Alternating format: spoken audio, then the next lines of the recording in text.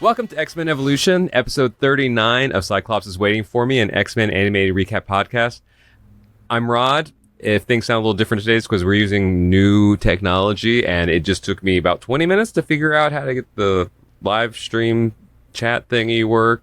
Don't worry about it. So you'll be able to see this if you're on YouTube or Facebook. Doesn't Spotify also have a video thing too? We'll figure that out, I guess. Yeah, I don't think we messed with it on Spotify. So when does this episode go live? Is it the middle of September? I think this is like September 11th-ish. Okay, so in a couple days, you all will see why we're testing this out. Me personally, I have a podcast that I've been working on with Mike, who none of you know is here, and but I've been working on it for months, and you'll see it in a couple days. Hopefully, if everything goes correctly. But we're testing it here because why not? And I'm JC, and Rod is trying to give me an aneurysm tonight. Cyclops is Waiting for Me as our weekly podcast series. We are going and watching every single X-Men animated episode that we could find. This started with the original 1992 X-Men the Animated Series that was building up to the release of X-Men 97. Along the way, we also launched our companion show, the Xavier Files, with interviews with members of the community as well as voice actors from the series. And since season 2 of X-Men 97 is now a ways off, we're going to be going back to our second half of our first watch through of X-Men Evolution. Some quick reminders. We're a recap show about a series that started over 20 years ago. There will be spoilers. If you don't want it spoiled for you, pause the podcast, watch the episode, and come back. And we're currently not sponsored by or affiliated with Marvel Animation, Disney, or Disney Plus in any way. Although I still hold out hope because they put out Deadpool and Wolverine, you know? So I don't know how much worse we can say. Worse? No. But I will say in Fortnite right now, there's a little bit of a controversy with the player base because there is a Wolverine and Deadpool skin 2-pack. Okay. And the Wolverine skin will also unlock the Lego skin, but Deadpool does not come with a matching Lego skin. And I believe he's the only Marvel character that happens with. Oh, okay. I don't play Fortnite, so I think actually you sent me, was it Cyclops you had? Yeah, Cyclops with the Peel-Verine back bling. Oh, nice. Oh, that's what that's what that was. It took me until you actually posted it to be like, oh, that's a Fortnite thing. I don't know what I thought it was otherwise, like an NFT or something. It's definitely not an NFT. Right. It has more value than an NFT. But right now, I'm playing through the Battle Pass, which is the Marvel season, which is all themed around Doctor Doom.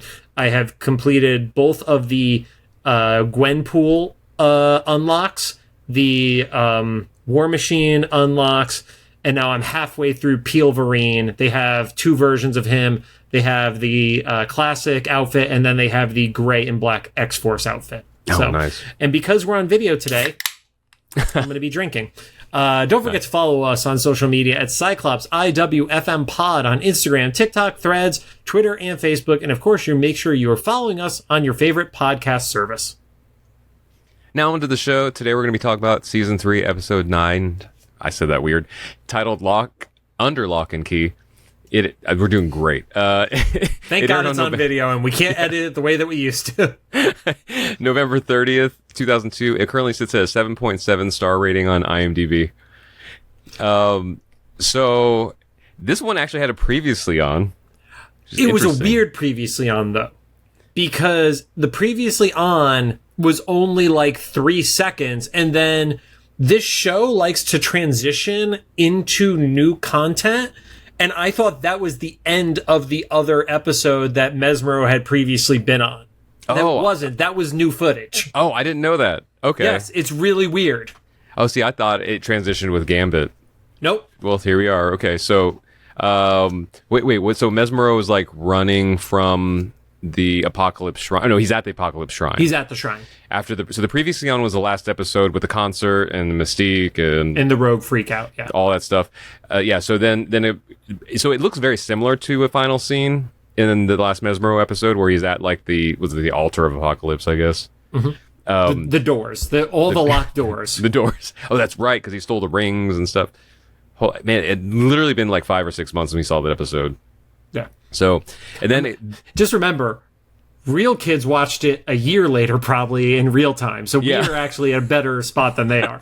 But they had we better have memories. We have TikTok brain now, so. Yeah. And then the moment I realized that this was new footage was you see Gambit like running through the woods. It still throws me off when he talks and he has a not X-Men 92 accent of Gambit. And he's sneaking into, at first I thought was X Mansion. Then I thought it was an art museum. And then when he finally gets in, you see it's Worthington, or, Warren Worthington's mansion. I don't know if it was Worthington Mansion. But I liked how he broke in because I saw him draw like the circle on the window. And I was like, what is he going to do with that? And I was like, oh, right. He can do the kinetic thing. But he just vaporized it. But this had to be a conscious choice for them, that when he's using his power to charge, it specifically was not that purple, fuchsia, etc., which has been in the comics for decades too. It wasn't just a 92 thing. So I think it was a very intentional thing for them to not utilize that. Yeah, it's probably like 1% of what the power is, so it doesn't make noise or explode. Like he just kind of atomized it, right? Yeah, it just disintegrated itself. And then he breaks in, steals something that's on a pedestal. We don't quite know what it is yet, and runs off. He gets caught by Warren. Before he gets caught by Warren, I do just want to point out, I loved how much effort they put into showing that this version of Gambit is absolutely a master thief. Oh, yeah. Just the way he's going about it, and he has these tools, and he's seeing the laser grid and stuff like that. It felt very Mission Impossible vibes. Man, we loved our laser grids into the 2000s. They were everywhere. On the floor, chopping you up into little ham pieces. Yeah. And he does get away from Warren, runs outside, and then gives the whatever artifact or whatever he stole. Relic. They kept calling it Relic. Relic. Yeah, to what at the time, I don't know why they're trying to hide him. It was like a hooded figure, but it's like clearly this is Mesmero because we just saw him in the not previously on the not flashback, yeah. And then Angel, Warren Worthington, so his regular Angel, flies over because I guess Gambit thought he could outrun someone who could fly.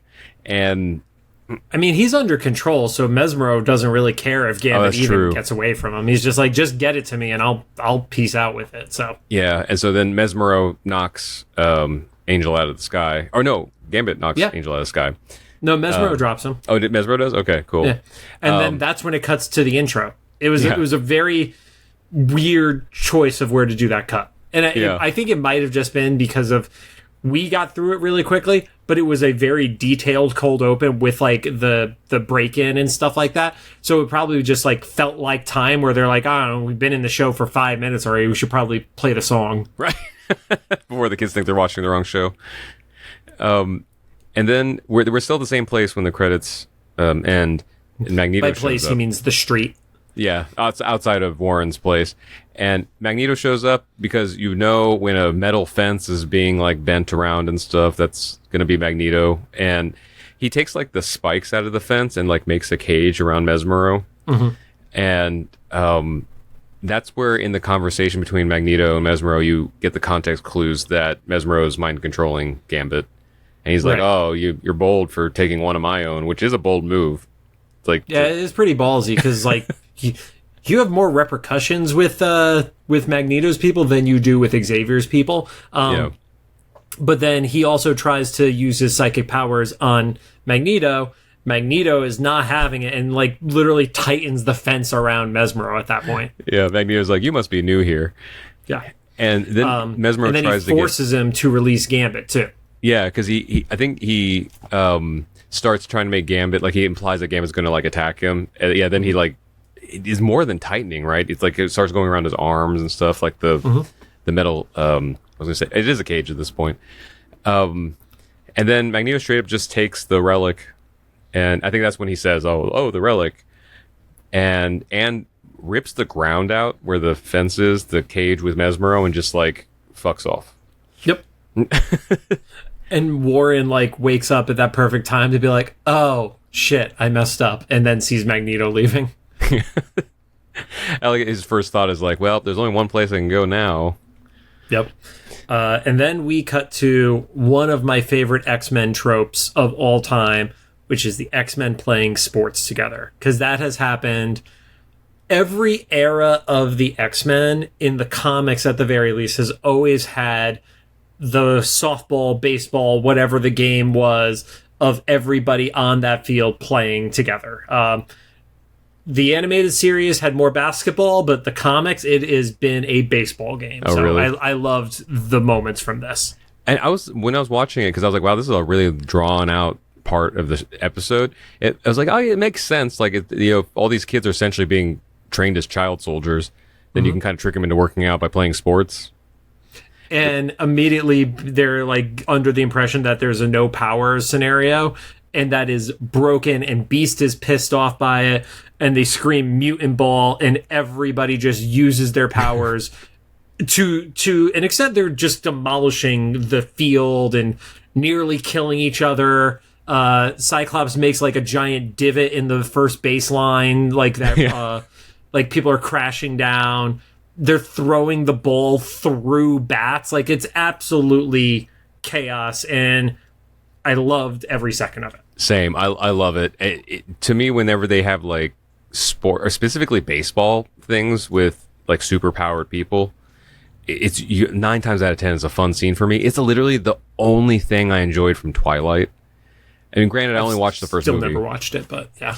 I only watched the first movie, and then that was enough. But in the first movie, they play vampire baseball. Mm-hmm. And to me, that was a cool scene, because it's basically the same thing here, except everybody's just super strong. So they're like literally knocking, balls out of the park and stuff. And it's just a home run derby, basically, at that point. Yeah. So they're having like basically like a power melee, and they get interrupted. I also noticed Boom Boom is there again. Like, so now it's Boom Boom is back at the Institute, I guess. Oh, that's right. Yeah. Because she was there. Yeah, because she originally ran off to the Brotherhood. Right, and then she left the Brotherhood because they were a bunch of fuck-ups, but she was back with the team here, so... Either continuity error, or they'll explain it later. I think it was intentional. It felt too intentional for her to be in the last episode in the concert, and then at the field where it is literally only other students and staff there, so... Mm-hmm. Yeah. With the exception of Storm and Wolverine, every other mutant is, at the very least... there at the Institute, so they're purposely bringing everybody together so we can do this. You were already feeling the team up happening, because they teased Apocalypse in the last episode again and stuff. And their mutant ball game, I guess it turned into, got interrupted by Angel. That's where I was reminded, this is just Angel, not Archangel yet. But there's another piece though. We have Apocalypse, we have Angel being introduced. All the pieces are there. And well, not introduced. This is his second appearance. Remember, because he was the Angel in New York City in the previous season. That's right, and that's literally been like almost a year now. So it's probably seen that. Probably. That's fun. Then we go back to where is Magneto? I'm guessing still in his dome thing. Our the new dome in the snow, like by the ski chalet. I'm assuming he's still there because nobody seems to. Kurt didn't do anything about it or tell people about it, apparently, after the whole Scarlet Witch episode. Yeah, or wherever it may have moved to, or I don't know, somewhere. They never go outside of it. I think it's legitimately like just in upstate New York, and Kurt is just an awful, awful member of the X-Men. Yeah. And so we see that Magneto still has Mastermind there. I guess he's a permanent henchman, Magneto's crew now. And Mastermind is like getting information, I guess, telepathically from Mesmero. And he learns that this is called a Spider Stone, but it's only half of it, and the other half is elsewhere. It's just kind of interesting. It'll be interesting to see later if we find out Warren had the piece on purpose. Because, we know in 92 he was obsessed with artifacts and things because of Apocalypse, and this is the other way. We don't know if he knows Apocalypse yet. Yeah, I think it's just he's rich. Yeah. To be totally honest, I don't think there's anything deeper behind it. Yeah, and rich people are weird. It's true. I say that because I already have plans. I've picked my weird thing if I ever accidentally become rich. Are you going to share it with us, or is it like we'll figure it out? There will be signs. Oh, you'll figure it out. There's a couple friends I've told though that like I was like, just so you know, this is my weird rich person thing. So you know that I'm not just mentally ill. I may be at that point because of the wealth, but this was premeditated. Okay. I just want to make sure that it's not something like problematic or like damaging. It's just dumb. Okay. And then I can move on. That's my theory. Is like when you suddenly come across more wealth than you've ever like imagined, you just start doing dumb shit because you're not prepared for it. If you think about it ahead of time, my theory is if you pick your dumb thing at the beginning, then you can continue to be somewhat of a normal human being. Okay. Maybe I'll be wrong about it. Let's see. If you see me start doing a bunch of crazy stuff, probably didn't work then. That platinum record went to your head, basically. Right. Or in my head. Like I literally have it like installed. But yeah, Mesmero is like, he's got strong psychic defenses, which makes sense. But Mastermind is like, I could get there, I need more time. And Magneto's like, well, there's not any more time. And then he's basically able to just like force his way through. And you realize he's there to unleash the world's most powerful mutant.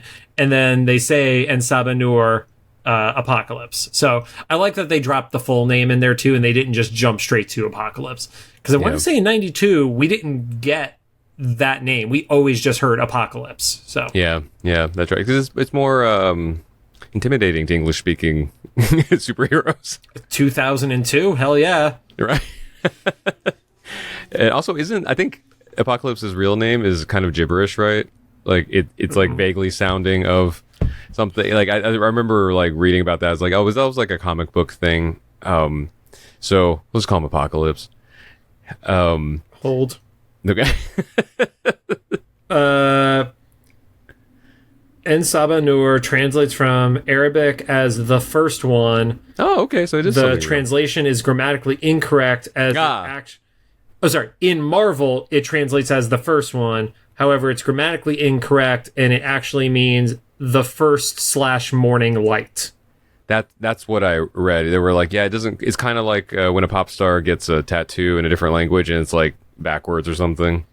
It's like it's just off. So no, Rod, it was not gibberish. You were wrong. It was just grammatically incorrect. Yeah. So according to the Google AI search assistant. Oh man, yeah. Okay, so this reminded me of something. If you listened to the last episode, we were like looking for what the two songs were that band played. When I Google searched it, the freaking Google AI answered with this band called, I think it was like Mutant Ball, released their album X-Men Evolution and is available on SoundCloud. And I was like, that's an odd name of everything. And I clicked on it. It was a SoundCloud link for another X-Men Evolution podcast. So the AI had surmised that this SoundCloud link was the name of the band, and that's where the song existed, and that the name of the album was the name of the show. So, you can trust AI. Do you remember what the other X-Men podcast is now, or? It was it the Mutant Files? It was Mutant something. But hey, guys, if you're listening, I was gonna say I don't recognize that one because we're friends with a lot of different X-Men podcasts from being in the community, but that is not one that stands out to me, at least right now. Yeah, I wasn't familiar with them before. Yeah, but anyway, that was a tangent. Yeah, at the mansion, the X-Kids are eavesdropping on Warren telling Xavier, Jean, and Scott about what Mesmero stole he didn't know it was Mesmero. He was like, he identified the person. Like, you're sure this guy? He's like, yeah, he's got a bunch of face tattoos. It's kind of hard to miss. So I got to ask this. Did you at that point realize what was being set up for that moment in the episode? No. So this is the first time in any adaptation. I did confirm that. You had Charles, you had Scott, you had Jean, you had Beast, and you had Warren all in that room checking the files, and then Bobby, along with a few of the New Mutants kids, or it was like Magma and Kitty, I want to say. Mm-hmm. And they're like, he's like, oh, you're just checking them out. But it was like, oh, that's the original 6. That is Xavier and the original 5 students. And like the nerd in me was like, I was so excited when I saw that, and like it was all coming together for me. And that makes sense because all the kids kind of fucked off, but Bobby stayed. But Bobby stayed. And he tried to like advocate for like, I can go with you guys. And they're like, you're a literal child and not one of the like elder students. And you also don't listen to direction. Oh, that's right. They said he didn't follow rules because he turned his baseball bat into ice. Mm-hmm. Which, you know, I'm actually kind of supportive of that. Like, remember there was that old story of like somebody doing a job interview and they noticed that the person they were interviewing like stole like a 25-cent packet of butter at the company cafeteria. And they're like, I'm not going to hire you because we're going to steal like something that's like less than $1. Yeah. What are you going to do to my company? They will literally commit the Office Space crime. Right. Burn it down. Mm-hmm. I was saying stealing pennies of pennies and stuff. Oh, gotcha. Also burn it down. And the stapler. Yeah. But yeah, so I got very excited because I was like, I also for a second thought they were just going to tease it. And then when they left Bobby in the room behind, I was like, oh, that's such a good reference, but they're not going to give it to us. But little did you know. Yep. And then back at whatever dome compound Magneto has, he just escaped off camera. Yeah, and we don't quite know what happened because there's no one else around and his powers don't work on Magneto. Maybe he did something to Mastermind, but that's like not likely, right? Because of who Mastermind is. Yeah, I feel like if you're the guy with the psychic defenses, the other guy with the psychic defenses would be pretty hard to take down. Yeah, and he left with the stone, so Magneto's like, well, it's time to go to London, which we now know they can do at light speed because of travel times. Previous episodes they went from like Nevada to New York back to like New Mexico or something. Not New Mexico, Mexico. Was it just Mexico? Like in an hour total. Mm-hmm. So that's fun. Then we're reminded, we go back to the mansion of like the med bay, ICU area or whatever, and we're reminded that Rogue is still recovering from literally living 1,000 lives the previous episode. And having parts of her personality literally ripped out from her. and other souls deleted. We don't know what happened. Deleting souls. Yeah. We keep coming up with metal band names. Which we're not going to use because neither of us make metal music or music in general in my case. But Kurt bamfs in and brings her food. And it was like enchiladas with black beans and then something disgusting. I can't remember the last thing. I don't remember the last part, but I remember it was something that was not pleasant. And Rogue like makes a joke of like, oh, do you want me to like, I'm already sick enough. Do you want my like stomach to churn? And that's where we actually get the exposition that Storm and Logan are trying to find Mystique. Yeah, because she finally... They didn't let somebody go. They're actually tracking her. And we find out that Kitty is the cook and Kurt is the caretaker, which is I mean, after what we've seen for Kitty's cooking, like, yeah, I don't blame Rogue for not wanting to eat. She's on a hunger strike, basically. Right. Rogue is like, I want to live more than you think I do. Yeah. And then there was the second thing. He was like, oh, well, I'll get her to make you this other thing. And it had anchovies in it. And I hear anchovies and I just get disgusted. It was anchovies and jalapeno or something. I was like, oh. I was already out at anchovies. Right. So that sounds like, but you know what's funny is like that sounds like such a Y2K like boy meal. I don't know how to explain it. Like that sounds like something that would come in a Hot Pocket that some skaters would get. You know, because you wash that down with some Surge. No, like, I'm getting heartburn thinking about it. I'm getting nauseous. So let's keep going. So then we're in London, literally seconds later, which is actually probably their real-time transportation time. And the X-copter, is that what we kind of called it? It's the X-copter. That they did call it that. Or the Velocity, right? Oh, Velocity, that's right. Yeah, it had this super Y2K name. Yeah, and it lands at the museum in the dead of night in London without a single soul noticing. I just got to share that. I learned this. So... it passes by the infamous clock tower. The bell is Big Ben, but the tower is not called Big Ben. I did not know that. No, because I knew there was London Bridge is actually always confused for Tower Bridge. Yeah. But I looked it up just for the heck of it, and it's not actually the Big Ben is the bell in the tower. So there's this is a little anecdote, but any of my friends I went to high school with are gonna laugh at this because Where I grew up in Kokomo, there was I guess it's like the largest bull or something in the world. It's taxidermied in the park that I grew up in my childhood, and everybody called it Big Ben. And this is, small town Indiana, so we grew up thinking it's called Big Ben. And I get to college and people are like, Big Ben is not in Kokomo, Indiana. Like, Big Ben is in London.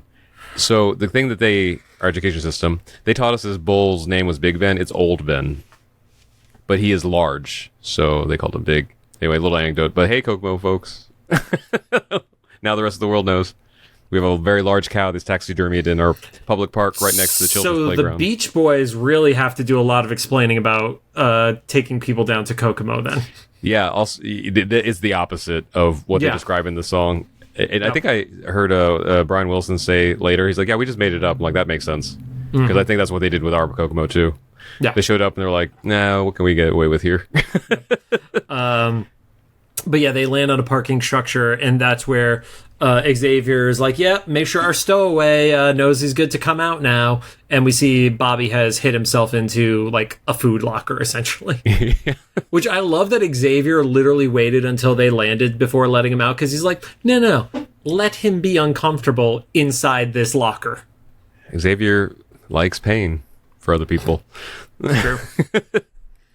And then we see the Magneto and his acolytes, the full team. Was it Colossus, Pyro, Gambit, Sabretooth.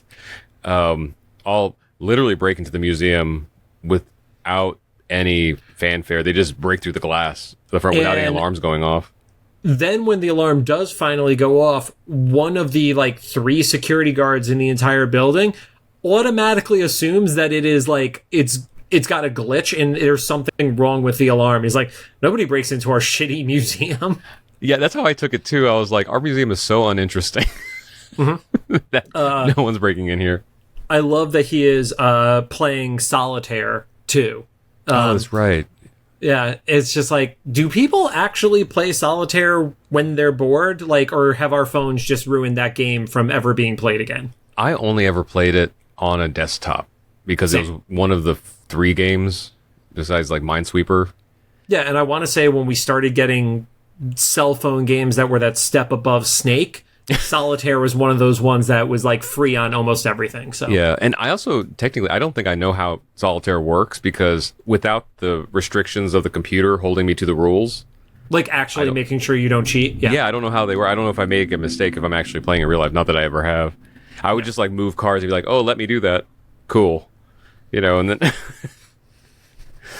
I'm happy that this is the video episode, because sometimes I say I don't react verbally, but my face says it all, and you explaining how you don't know how to play solitaire is that perfect moment, Rod. This was one of the kind of Midwest shame things for me. Is even though I grew up in Central Indiana, card games never clicked with me, and I'm not even talking blackjack or anything. I'm talking about Uno and solitaire, and bridge or euchre. I don't know how to play bridge. I can't give you shit for bridge. Yeah, or euchre. I think the big one that people. The fuck is euchre? I don't know how to play it, so I couldn't tell you. It's another card game. Okay. I actually don't know if people play it anymore. I mean, hey, Kokomo folks, if you're still listening, let me know if you still play euchre out there, because I never figured it out. After Rod has insulted your giant bull, I mean, we all insulted it. Even people who love that town. We're why is this dead cow still standing here? Pyro is just a fucking giant nuisance, and he's chasing guards with a fire horse. He likes his fire horses, right? He likes fire animals just in general. This version of Pyro, way more fun than 92's Pyro. Yeah, and did I see it right? It was specifically Ghost Rider too on the horse? So I saw a few different theories of what that was supposed to be. There is a character that I'm blanking on the name right now, so apologies. But it did look like a specific Western style character, but a fire version of that character. So not necessarily a Ghost Rider, but some people did speculate that it was a Marvel reference. Because I saw a skull at the end, so I was like, oh, is that Ghost Rider? But also I don't think the Ghost Rider lore had established there was writers throughout history by 2002. I think that was more of a 2010 thing, but I could be wrong on that. So gotcha. I did see somebody say that it was the Red Skull, and that person's a fucking idiot. They're like, you are now blocked from this X-Men group. Yeah, no, that was a wiki editor. So You're blocked from the internet. yeah, because it wasn't a Nazi skeleton, so it couldn't have been Red Skull. And he comes back. He's like, I mean, it was technically a skull that was red. Shut up. He's like, actually. Yeah, I think the first acolyte that gets taken out is Jean takes out Sabretooth, right? Well, before we get to Sabretooth, there is the OG5 all walking together into the scene in the building, and Bobby specifically refers to them as the cool team, and that had to be somebody who knew and loved the original as that lineup. It was a little too loaded to be a coincidence for me. That makes so much sense now, because I remember that now, but when he said that, I was like, oh, that's just like the teenager, of the group trying to, be fun. But that was also the vibe of the original comic too, because Bobby was the youngest of the original 5. Oh, okay. Oh, wow. So he was still in the original 5 class, but Bobby was always known for being like an immature fuck up, even in that original dynamic. So yeah, that's fun. And we keep getting more of the back and forth with Beast being pissy with Bobby. I think it's even more funny now because it's such the exaggerated age difference where you have a guy who's literally old enough to be a teacher with the teenager. Mm-hmm. But yeah, that kept going. And then jumping back, there's a quick shot where Magneto sees Mesmero, proceeds to rip an elevator like as a weapon out of its shaft. And then we jump back to Sabretooth encountering Jean by the window. Yeah, and then Jean just uses her telekinesis to kind of like neutralize him. Yeah, just kind of like wraps him up really quickly in it. And then that allows everybody else to enter the building. Mm-hmm. And then Magneto catches up with Mesmero and just like Little Shop of Horrors him with the elevator. Like, because it seemed to be like he was animating it to almost be like alive, right? Yeah, it was like closing and opening like it was a mouth chomping. So it's so fun. Yeah. Suddenly Seymour comes on. Yep. And then we get a little bit of back and forth fighting where different members of the Acolytes are getting taken out by the members of the X-Men too. I'm glad you made the same note. Mine was like Acolytes and X-Men fight. Yeah. Next 5 minutes. I did add the additional fuck this room in particular. Oh, right. Because that main room is just getting decimated by this fight. Yeah, and the guards are like, yeah, nobody came here to look at these things anyway, so... Yeah, whatever. Nobody's going to notice it's gone. They were already broken when they got here. So after the X-Men and the Acolytes destroy this museum, the museum just rebrands as an art museum. Mm-hmm. Yeah. We're a modern art museum now. I did love Jean proceeds to try to call a team move with Beast where she tells him to tuck and roll, and then he does not roll when he is thrown. Yeah, I was going to say, was that supposed to be like a variation on the fastball special? It was a failed variation of the fastball special. There you go. Like, it still succeeded, but he didn't roll. He barely tucked. And there's our quote clip of the week. Because phrasing. Yep. Used as not appropriate. So Mesmero does find the other stone on another pedestal, mm-hmm. and Magneto's caught up with him, and the sentient elevator eats him, and Magneto locks him in the elevator. Then, like, this is another point I had to rewind. I thought Magneto did this, but he only like really started moving the half that he already had, and then the two pieces just by themselves because they were close enough to each other. Yeah. I wasn't 100% sure at first, and then as the scene continued to play out, it was like, oh, okay, that was it doing it by itself. Yeah, and then it turns into a giant translucent spider. Yep. Which makes sense. That's not a thing. Right? Yep. And I was kind of confused on what this was. I guess it was supposed to be like the expansion of whatever materials that relic was into the spider, because Magneto seemed to like reach out his hand and slightly affect it, like hold it back just a teeny bit. I mean, obviously not enough, and it just kept running through walls. Yeah, it was like a projection of it, but it was also solid because it was able to smash through walls and stuff like that. Yeah. Yeah, Magneto can't hold it back, and then Mesmero is just like, "Cool, I'm gonna leave right now." Yeah, because he had that like the Mr. Burns like excellent, and then done. Yep.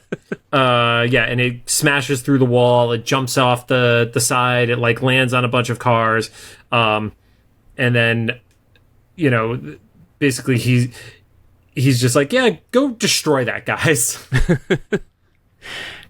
Colossus runs after it and gets knocked out. Then Sabretooth, then Pyro, all get knocked out. So they just start kind of picking away at the Acolytes. Then the spider burrows underground and makes its way to the river. Yeah, and because Gambit is like overseeing from above, and he's like, I can't do anything. It's underground. He just stops. He's like, oh, my kryptonite. Yeah. Meanwhile, Xavier had told the X-Men to capture it and protect it. He didn't want to jump straight to destroying, which doesn't seem like this version of Charles to me. I was going to say, how did he know that? Instinct. I think it was whatever Magneto's trying to do, go with the opposite, I think was his thought process. Fair. I've had former acquaintances and friends where I'm like, oh, you and me are a lot alike. And I think, I'm like, I need to change as a person.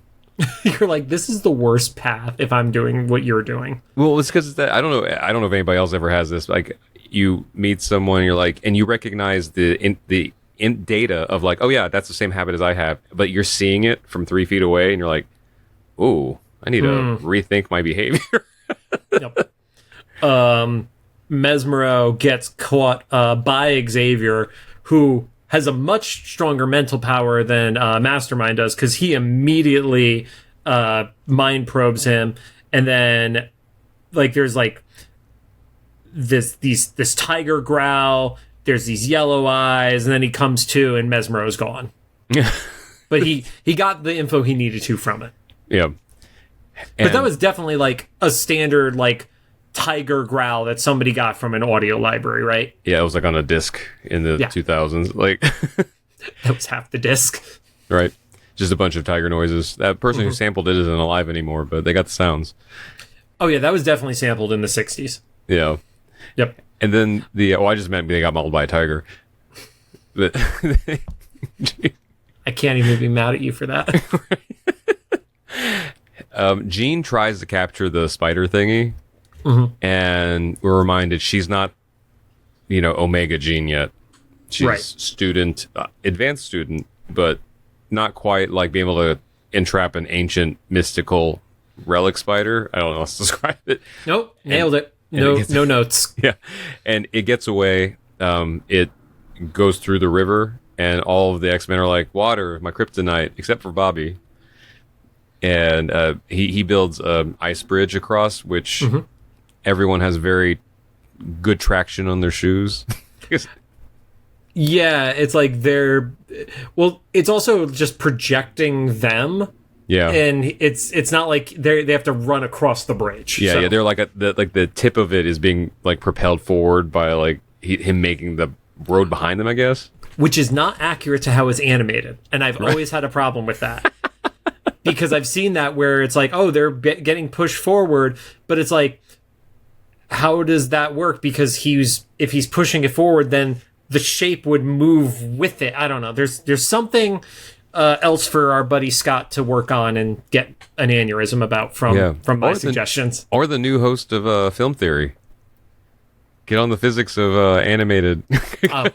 I thought you said, like, the way you worded it, I thought you were saying Scott was the new host of Film Theory. No, I was like, oh, Jesus, yeah. Or just give it to the new host of Film Theory to come up, because if there's a wild answer to be found, I'm sure those guys could figure it out. We know people there. Oh, sorry. Right. Anyway. The spider escapes into the city itself.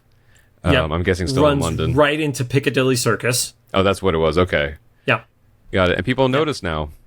No one noticed the break-in, but they noticed the giant spider. That makes sense. Yeah, I mean, Piccadilly Circus, it was incredibly underpopulated considering how busy that intersection is. Right. Like, that is the Times Square of London, the Shibuya crossing of London. So there's only like 3 or 4 people and 3 cars there. So it was dramatically underpopulated, which, like I said, they spent their entire crowd scene production budget in the last episode at the concert. So, Nice. Yeah, and then Gambit drives a bus into the spider. Psycho Gambit flips a bus onto the spider and then charges the bus that's flipped over. I love how, at least in all the iterations of Gambit I've seen, they don't put any limits on his charging abilities. Mm-hmm. And I'm not going to spoil X-Men 97, but that is definitely true in that show too, if you haven't There watched is it. no way somebody has made it this far into this show with us and not had 97 spoiled for them. I just got to say that. You know, I will say, my buddy Brian from Delaware was visiting town this week, and he'd heard me say so many good things about X-Men 97. He finally watched it this week, and I was like, Cry. well, I was like, how much did you have spoiled for you? He was like, somehow none of it. And I was like, what? How'd you get this far? And then Other people have different algorithms than we do, Rob. right. And I was like, just a warning, because I know you said you've had like kind of a complicated year. Just when episode 5 starts, just do a little self-check. Are you ready? And he's like, ready for what? It's like, just in general. Yeah, just And be ready. if you have any sense of like instability, just take the night off and then come back to it. But yeah, anyway, I love the charging the bus is really cool. Just like so many other things, Gambit's charged up. It still doesn't really do much, but then Magneto arrives. Yeah, and then everybody's there. The X-Men arrive, the Acolytes are there, and Xavier is basically trying to tell Magneto, like, voice of reason, like, don't blow this thing up. And Magneto's like, fuck it, I'm going for it. And then it's not crystal clear really what Magneto did. I just got the impression he, like, shrunk it enough that it kind of, like, cracked it like it was, like, cracking a nut in the middle. That was my read on it, but it wasn't really clear how he beat this thing. Yeah, it's kind of like the end of X-Men 92, where it's like, what did Magneto do to Xavier's brain power thing? Sure, superhero stuff. Yeah. I think if I had to like really like stretch it based on like what Magneto looked like he was doing to the relic before, like maybe there's some sort of like the spider projection thing had some sort of current or electricity to it, and that's what Magneto was able to kind of like affect in it. Or Magneto also has soul deleting powers. No, it's not soul deleting powers. I guarantee you that one. And that's when Xavier somehow suddenly has the knowledge that this giant spider thing was not the key to unlock Apocalypse or anything that Magneto thought. It was actually the Guardian against, not, I guess not Apocalypse, that'd be impossible, but like the Guardian of the Doors, essentially. Yeah. Yeah. He's like, and now we're defenseless. It was like, well, you know, you could have started by saying that this was a Guardian. Yeah, you should have said that when you said don't destroy it. That would have been how not to bury the lead here. Yeah. Yeah. And then we get a little glimpse of the shrine door gate or whatever that we saw Mesmero with at Apocalypse, and it just starts glowing, and at least one set of doors open. I'm assuming because they implied that there were more keys. Yeah, to be found. I think we're under the impression there's one more key because there was 3 sets. Yeah. But they also point out that it was headed southeast, and if you know basic geography, No, I don't. God damn it, Rob. Southeast of London, it's not a perfect 45-degree angle like on a compass, but it is southeast, is Cairo. Oh, okay. That makes sense. No. Yeah, no, Or it could be even further, but like, yes, there is a diagonal. So it's like, it would make sense that the Egyptian-themed guy had something to do with, you know, that. But yeah, it's also like in a mountain, and I don't know enough about Egypt, but I don't remember seeing mountains in anything I know about Egypt, so who knows? Sure, whatever. Yeah, no, I'm terrible with geography. Like, I'm one of those guys that when I'm like, you know, so you're giving me directions on the phone or something, like head south. I'm like, tell me what building I'm left or right, and am I facing it or not? Right. Because I don't have that but sense. Yeah. So it ends on that door opening and very ominous and stuff like that. But I do think that it's because they've always said there were 3 keys, and I don't think the Combo Spider Relic counted as 2 of them. So. Yeah. No. Combo Spider Relic's a less fun band name. It feels a little more like emo than metal. So yeah. Yeah, that's true. It's like Dashboard Confessional, but like a little geekier. Right. And the irony is, I think we would do much better as an emo band than we would do as a metal band. Oh yeah, yeah. Whiny millennials, definitely. I mean, I could do Newfound Glory and Green Day and Weezer I can't do any damn it, we're an emo band, Rob. So, I know we talked about this, but we're called Cyclops Tears. There you go. Yep. We talked about this last episode, how we were surprised that the rogues, like, purging all the souls from her mind episode was higher rated than this. Mm-hmm. I almost argue this was more interesting. I thought this was a better episode. It had the big comic book feel to it. It felt like it was a major plot change because we're coming off of all of the Acolytes versus X-Men stuff from the end of last season into this season. And then Apocalypse just feels like a big build. Yeah, I don't know. I thought it was a stronger episode, but also, I don't know, there could just be more nerds who voted on the last episode than this one, so it could go either way. Or there's like a joke that we're not in on. Yeah. Or it's rogue. And I mean, come on, it literally referenced the 5 originals together. That right there is like a 0.5 difference for me. Yeah, that's why I totally missed that, but that was really cool that you pointed out, because they did have like so many iconic shots on there. Yeah. So.